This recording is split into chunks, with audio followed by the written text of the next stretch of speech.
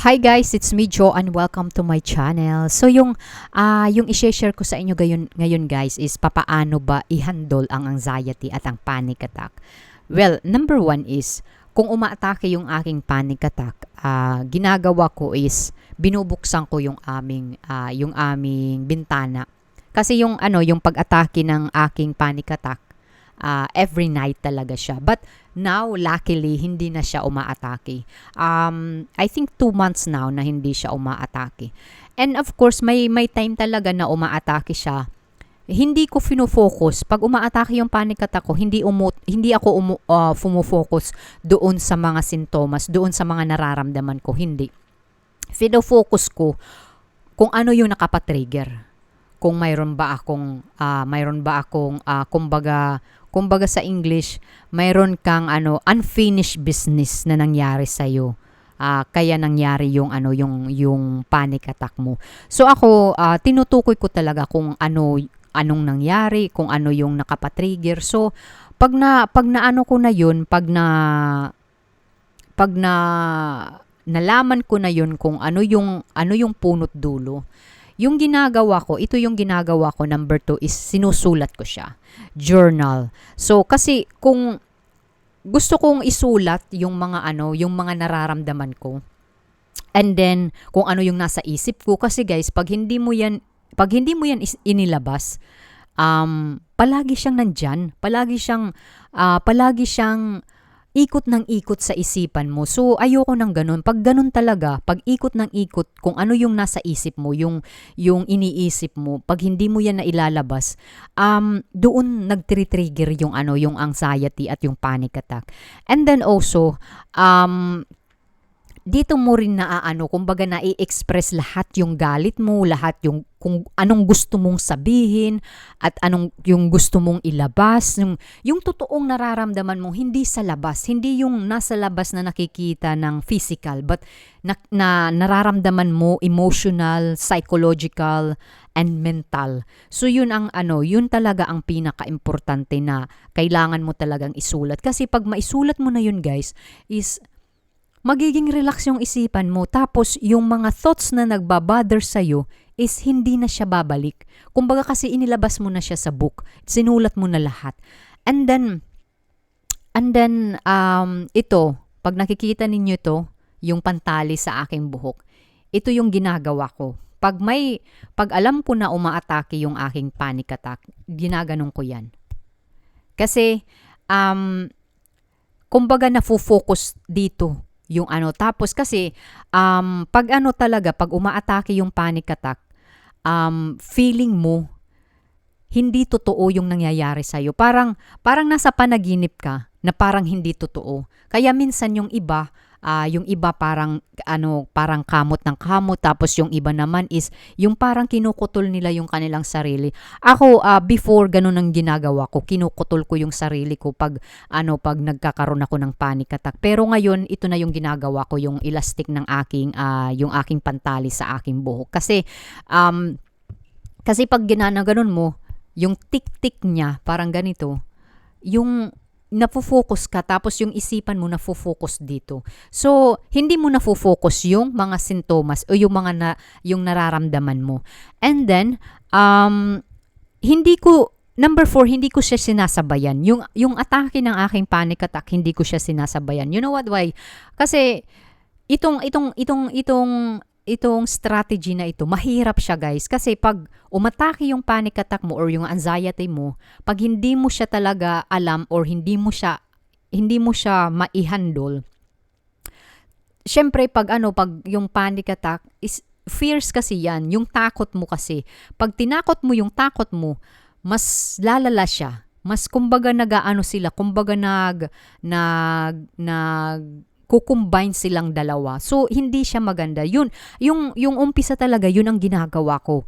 And pag umaatake yung panic attack ko, natatakot ako. So, yung panic attack, kasi takot yan.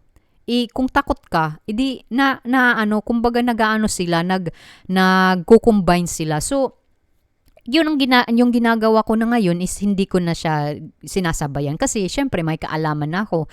And then, before kasi, kumbaga yung isipan ng tao, yung subconscious natin talaga is denial talaga na parang blinablock niya na no, may nangyayari sa iyo, ganito yung nangyayari sa iyo, may aatakihin ka sa puso, matutumba ka, mahihimatay ka, something like that. So marami yung maraming pumapasok sa isipan mo. So yung talaga, yung anxiety at the panic attack talaga, guys, it is really real at hindi talaga siya nasa isip. Yung nasa isip natin is yung takot natin, yung mga iniisip natin. Tapos yung anxiety at panic attack, yun ang kumbaga reaction, yung reaction ng ating katawan sa ating isipan na hindi sila kumbaga hindi sila nagsasang-ayon kumbaga.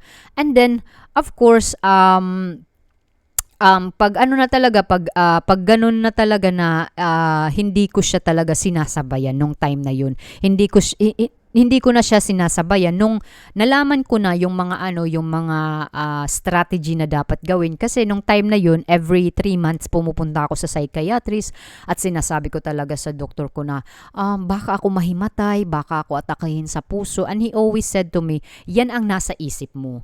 Nasa isip mo yan, yung nasa isip mo, tapos yung nararamdaman mo, yung anxiety mo at panic attack is reaction mo yan sa iniisip mo.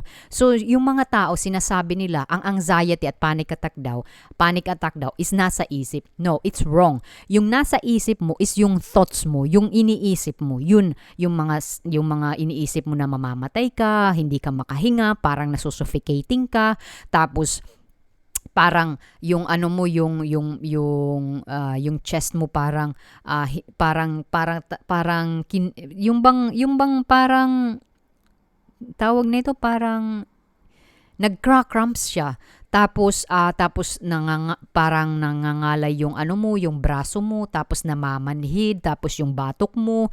And lahat ng mga nararamdaman mo is nasa isip mo. Yan ang nasa isip mo talaga. Tapos yung mga physical na nararamdaman mo. Kasi syempre, hindi mo alam kung anong marireaction mo. Kasi hindi mo talaga alam na anong nangyayari sa iyo. So yun, tos yung mga nararamdaman mo nagtrigger siya into anxiety at panic attack. Yung kumbaga yung reaction ng sarili mo.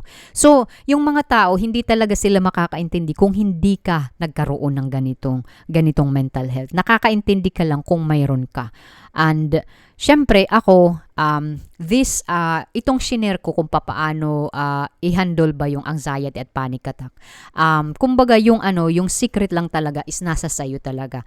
Itong sinishare ko is isang tools lang na makapagbigay sayo ng kaalaman at kung papaano yung way mo na pamamaraan. Kasi mas maganda talaga yung way mo. Kasi pag makita mo yung isang tao na ganito yung gawin mo tapos hindi mag-work. Kasi depende, like what I said,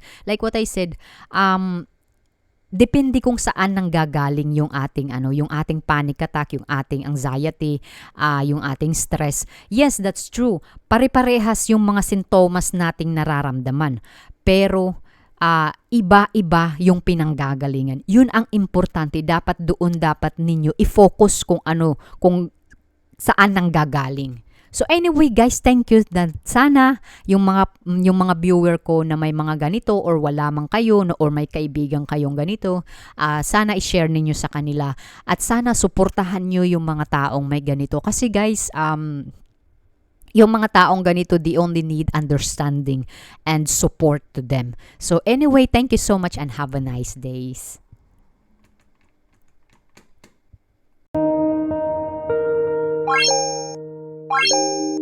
Bye.